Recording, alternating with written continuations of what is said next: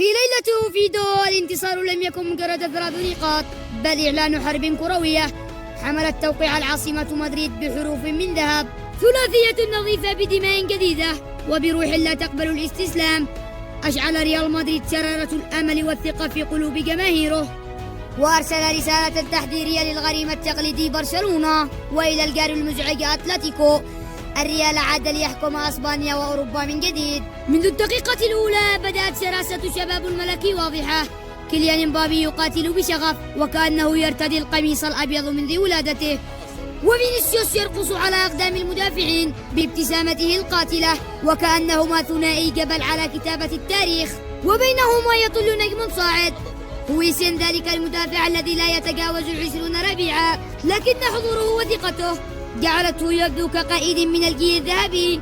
هويسن لم يكن مجرد مدافع يوقف الهجمات، بل كان صوتا خفيا يضبط إيقاع المنظومة، يلهم زملائه ببرودة أعصابه وصلابته، وكأنه يقول: اطمئنوا أنا هنا.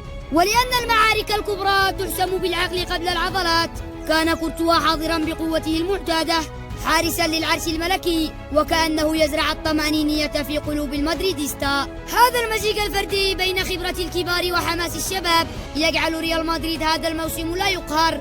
فريق يلعب من أجل الشعار ومن أجل الجماهير التي ملأت قلوبها ثقة بأن اللقب لن يغادر البرنابيو. إنها ليست مجرد بداية، بل انطلاقة رسالة جديدة. مدريد قادم لا يرحم، يصنع جيلا جديدا قادرا على أن يعيد الهيمنة من كيليان وفيني إلى هويسن وكورتوا، ويعيد للملك عرشه في الليغا وأوروبا.